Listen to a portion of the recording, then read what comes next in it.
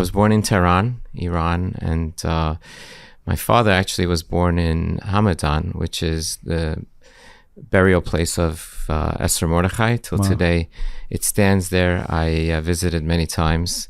My father actually grew up 3 blocks from there until he was 16. He came into Tehran. He joined the army.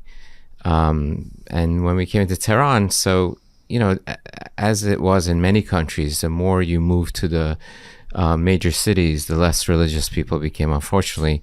So I was in a Muslim school until the beginning of 3rd grade. That's late. That's not like pre-1A, 3rd grade. Yeah. I remember I can get around town because I used to bike everywhere. It's a pretty safe country, especially when the Shah was there. So this is pre-1980. We're talking about 1978, 1979 when the revolution started. Right. So, you know, this is early 70s is my childhood. So I remember I was a couple minutes before Nachi's. Yeah, but you like how I know history. Look at you. Pretty impressed. Whatever, a couple movies. Pretty We'll see as we go along. Yeah. So I was in a Muslim school, and I remember learning Quran. And I remember one day coming home and telling my mom and dad, like, could you guys get me out of this class? Like, what am I doing there? Like, you know, I'm learning Quran verses. You know, we were traditional. We were not religious, but we were traditional. So my parents called the school, and they gave me a free period. And then the other Jewish kids called also, you know, helicopter parenting, which we'll talk about maybe. And then the other Jewish kids also got a free period. So they're the Muslim kids were like looking outside the window, watching us play soccer and high-fiving each other. And like, hey, what's going on over here? How come they have free period? Yeah. So, you know, that was the early on years. And then in 1978, of course, the country turned on its head with a lot of pressure for the Shah to leave. And it's funny, you know, you see this in news clips, and I'm watching this out of my window. You know, we're on a major avenue, like in a Manhattan area, and I'm seeing the uprising happening right outside my window, Molotov cocktails being thrown, you know, bullets being fired, and like, you know, it's pretty scary for a 8-9-year-old boy, you know. And for adults. Yeah. Well, what was the, I guess, I have to jog my memory a little bit, but the reason why they were trying to overthrow the Shah, was it a bunch of young, rebellious Muslims that were trying to reform the country? It's a good question. I think the Shah for sure was good to the Jews. We'll leave it. We'll leave it at that. Yeah, I mean, the Shah has very close ties to the Jewish community. But if I can say so, I'm no historian, but the Shah made some mistakes. You know, Tehran was like the Paris of the Middle East. Contrary to movies such as Not Without My Daughter, where you see donkeys in the streets and sheep, that was not the case. You know, Tehran was very modern. In fact, I remember on our 2nd floor, there were these Americans who were studying at the University of Tehran. So there's a pretty, you know, on the map kind of city. But if you drove about 100, 150 miles out, there are people who didn't have running water, and there were no hospitals, and you know that the hotbed and you know where revolutions begin is when you don't take care of the poor, and the Shah ignored a lot of internal issues, which I think caught up with him. So it became unbearable at that point. He had to leave the country, and it was a pretty sad day, you know, on that day when he left the country. And I think the day that around the same time that he left the country, the U.S. embassy also fled, or the Canadian embassy. So they, you know, again, these are vivid memories that I have of, you know, they're climbing the walls of the embassy to get in, you know, and you've seen it in the movies. A lot of it is Hollywood. A lot of it is true, you know, and they took over the embassy for a long time. And isn't it funny that the day Ronald Reagan gets sworn in, surprise, surprise, you know, the hostages are let go. They were not messing with Ronald Reagan. So, but that whole hostage situation was stuff I was watching every day. But up until that point where Iran kind of went AWOL, it was, you know, a regular fine place for a young frum boy and family. I mean, you weren't religious then, but for a Jewish family to grow up, how many Jews were growing up there? It's estimated that close to 200,000 Jews were living in Iran at the time of the Shah, spread out, you know, main cities like Shiraz and Esfahan and, you know, Tehran. Tell me like New York terms. Like, is it like 5 towns to Brooklyn? Like, what's... I mean, there are cities that are 100 miles apart, and there are cities that are closer. Interesting enough, where Esther and Mordechai are buried is not Shushan, even though people call it Shushan. Capital was Shush, which is Susa. It's 120 miles south of Hamedan, where the kever is. But people just keep referring to it as Shushan. But why not? We're just doing it wrong. Yeah, that's fine. I go along with it. But Simchas Purim. Yeah, Simchas Shushan Purim. That city had a lot of Shush. Jews. Hamedan had a lot of Jews. Shiraz, the Shirazis are very religious. They somehow kept their religion, and then of course you have the Mashadis. Is a whole story in itself. That they're called the Persian Marranos, and they're being converted. And they stayed strong. So there's so many different cities and nuances and minhagim, kind of like that came out of Iran. But at that time in 78, 79, I was looking outside my window and I was seeing some wild stuff. I was seeing sandbags being made, and my mother got injured in a just like a rally that just started out of nowhere, so she was like in the hospital for a little bit. Scary stuff for a little kid, as you said, even for adults, right? Sure. Yeah. That's really. But you had mentioned that you were in class with Muslims. Yeah. And I think for anyone growing up in my time, it's hard to understand. Like, were they friendly to you? Were you guys just, hey cousin? What was it like? They pretty much were. Interesting thing about Iran is, and I'm not, justifying this and not saying that there's some underlining tone of anti-Semitism there, of course.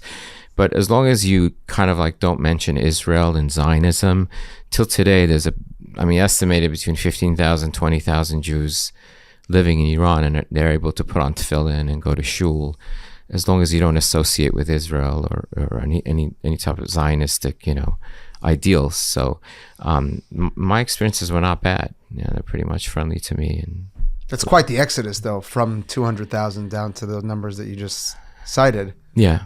Where predominantly did the Iranian community flee to? Yeah, two major states, New York and California.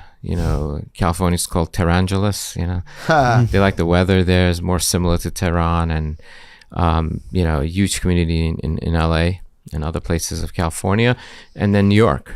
So we fled to Athens in Greece, and from Athens we got a visa to Israel, and from Israel to the United States, where I attended public school. The thing I remember from that night when my parents told me we're leaving, I was like, all right, are we going on vacation? Because we need a break from the revolution. They're like, no, we're leaving.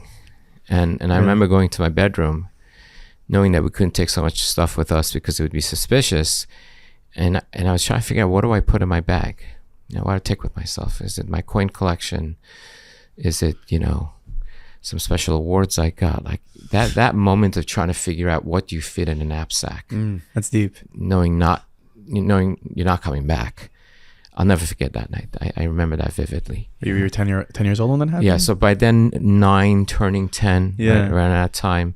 I think by the time I got to the States, I was 10. And I attended public school because we didn't know any better. Right. I want to take you back, though, to that. Yeah, sure. Those conditions that led to that decision on the part of your parents to have the family pack up a bag and flee, not knowing what was going to happen. Yeah. If you can sort of take us into that mindset of what was going on, were you aware that there were discussions of running, or did it just come that night? What were the conditions in the home? Yeah, people were panicking each other. All the Jews were talking. I was pulled in today. I was interrogated.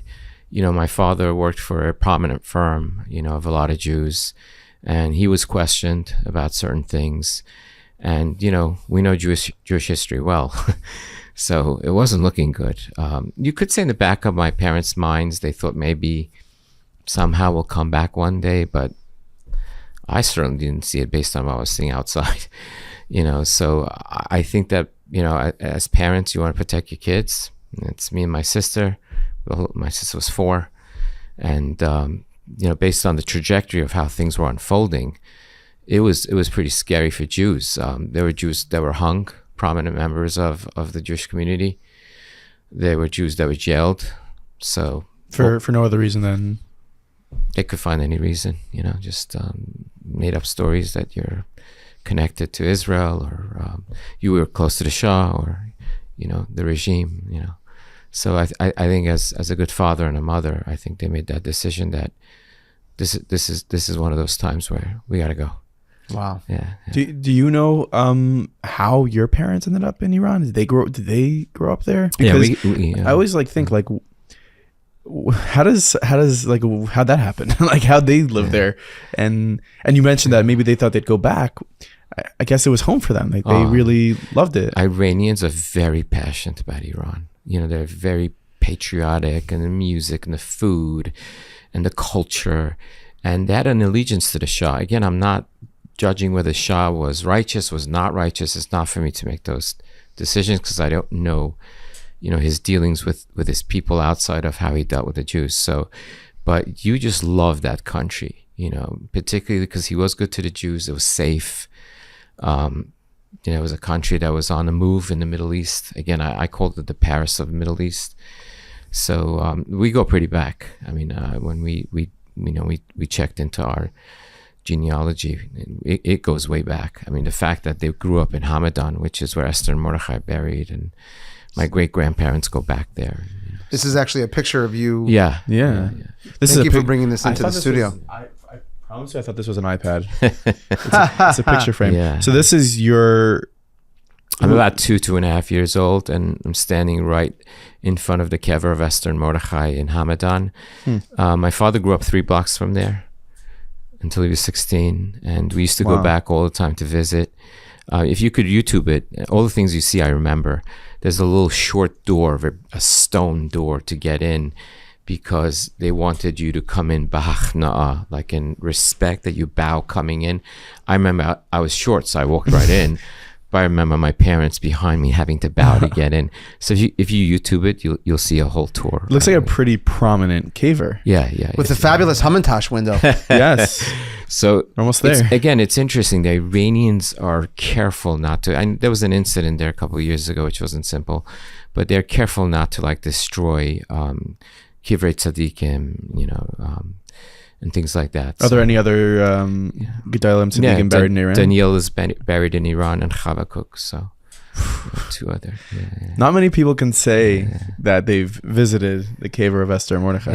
Yeah. I remember lighting candles there, people crying. Yeah. Do you remember the last time that you visited? Yeah. I remember my last time was probably when I was 7. Yeah. You didn't know it would be your last time? No. Never did I think that would be the last time. No. So you're in your room, you're packing a bag, you're putting in your coin collection. Yeah. Interesting choice, Yeah. May want to brought some clothing. You're putting in some coins. Yeah. Because that's not going to be suspicious when there's a bunch of things clinking around in your bag. Yeah, they weren't like the Shah's gold coins. Yeah. They were just my But your sister, your parents pick up, and where do you go? So we went to Athens. You're able to get out of the country, no problem? Yeah, because again, we didn't draw any attention to us. And then afterwards, it got very hard. My relatives afterwards, those are the stories over mountains and camels and donkeys and having to cross borders. And thank God we again, my father had that instinct to just get out of there. So from Athens, we got a visa to go to Israel. We spent 4 months in hallowed. One second, I think we missed the story about the camels and the mountains. Yeah, so those people about a few months after that you could no longer get out by plane, and they were going through all sorts of borders through Pakistan and they're being smuggled out and spending time in all these places through caravans and thank God we Your parents had the foresight of getting out a little earlier. We just got out. Wow. Are there people still stuck there today? Yeah, so I wouldn't say stuck. It's hard to estimate. They say between 15,000 and 20,000 Iranians still there. Are they? Do they want to be there? So you know what? A lot of them do. I think they feel financially it wouldn't make it anywhere else because of the exchange rate, and I think some of them if they sell their homes, they can buy a bicycle. I'm exaggerating, but and again, there's something about the culture that they love, so I think if they really wanted to, they could get out, but a lot of them want to stay there. Interesting. Yeah. 15,000 Jews there now from community or not? A lot of them becoming frummer. Yeah. I was in touch with a couple of schools there that needed some advice with curriculum and things like that. I was like, they said, yeah, the government's fine with it as long as we run all the curriculum by them. They have no issues with us teaching Torah as long as they approve it. Yeah. So I was on a couple of Zoom calls with them, which was really cool. It's so interesting to compare the life that I myself live and people here in New York versus people who are living willingly today in Iran. It's like we have all the freedom in the world here, and they're having to get their curriculum approved by the Iranian government. Like it's hard to imagine. They're totally not. It's not the way it was when the Shah was. There's a lot of restrictions. I don't want to paint a peachy picture that that it's all great, but for the ones who are choosing to live there, making it work. They're making it work. Yeah. So Athens, then to Israel, Cologne. Yeah. How'd that go? Not so great. Persians were not so popular in Israel at that time. Oh, really? Parsi. Yeah. So I don't know. Wasn't going so well in school, but I knew it was temporary because the aim was to get to the States. And when we got to America, the closest school in Kew Gardens was PS 99. So my parents registered me there, and a guy by the name of Stephen Hurtis, who I recently connected with years later, since fourth grade. Unbelievable how I found him. I think he's from now, and we made up to meet. Because again, you don't forget kindness. Yeah, he was so kind to me. He took to me. The funny thing was, he was a classmate of yours? No, Stephen Hurtis was the teacher at PS 99, a Jew. Okay. And he brings me to the front of the class and he says, "Boys and girls, we have a new student from Iran." I was like, do you not know that these kids are going home at night and watching people climbing walls at the embassy? So, I got... That's a flex, though. That you're like, here is a student from Iran, and they're watching that on TV, and you're like... So, he's a great guy, and I love him. He took really good care of me, but that announcement, I think got me beaten up a little bit. Again, Iran was the enemy back then. They're holding hostages of the U.S. Holding hostages, So what was the kindness that you remember? Kindness was he checked in with me. He put me in ESL. I had never seen ABC, never seen the Aleph Base. I didn't know how to talk. I was using sign language. And I'm thrown into a fourth grade class in a public school. So he just checked in with me when I got in, checked in with me when I left. And see how you remember a teacher years later? It's probably decades later. Unreal. We're going to get together. That's so nice. We recently connected. Where do you find him? On Facebook?